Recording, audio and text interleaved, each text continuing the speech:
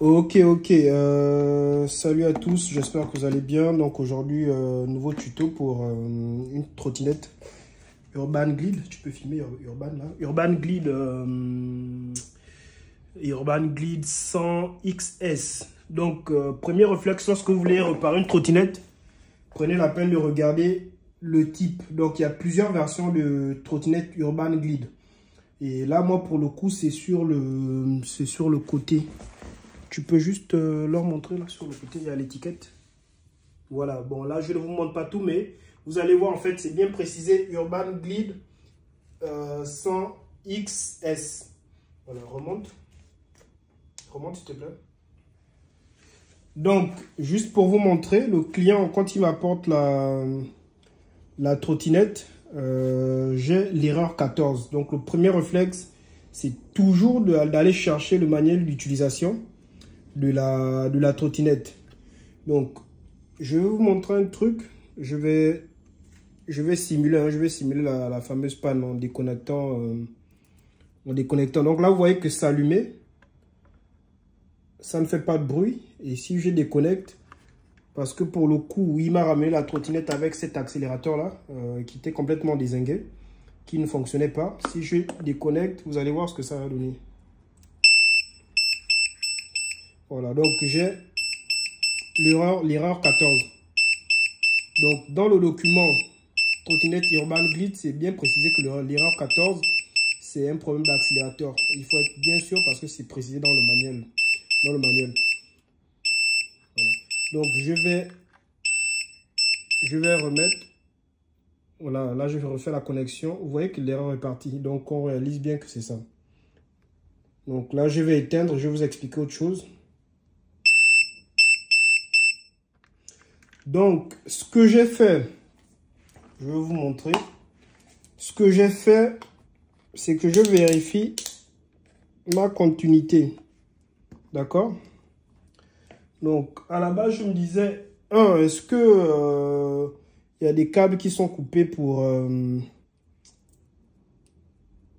je vais vous montrer rapidement un exemple. Donc, ça, c'est l'ovaire. Bon, peu importe. Hein. Je vais me mettre ici au vert. Donc, l'ovaire, c'est le signal. Hein. Bon, si je le pique, ça va sonner. Voilà, donc là, par exemple, ce que je fais, c'est que j'ai testé ma continuité à la base. Ensuite, l'autre point, je règle mon petit voltmètre pour voir la tension. Si quand j'allume, en fait, normalement, la tension qui sort ici, c'est une tension de 5 volts. Il faut, premièrement, quand je vais allumer, donc là, je pique le rouge avec le rouge. Et le noir. Attendez. Le rouge avec le rouge.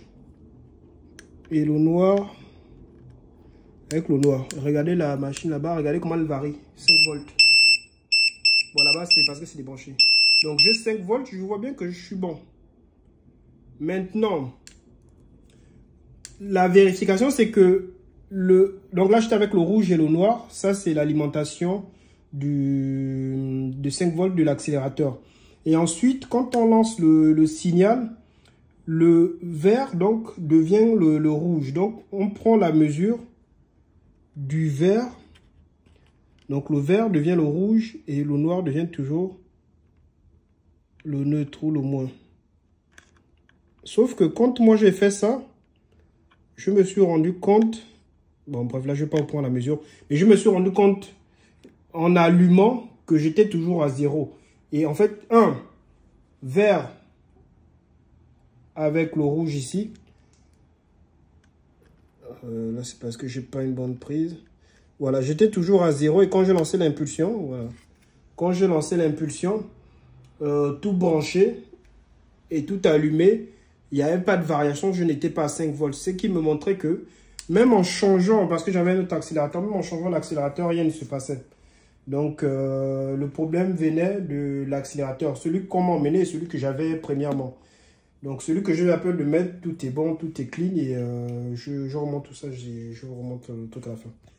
Allez, donc, là, je vous montre ce que ça donne. Là, c'est en impulsion Son impulsion 0. Première vitesse.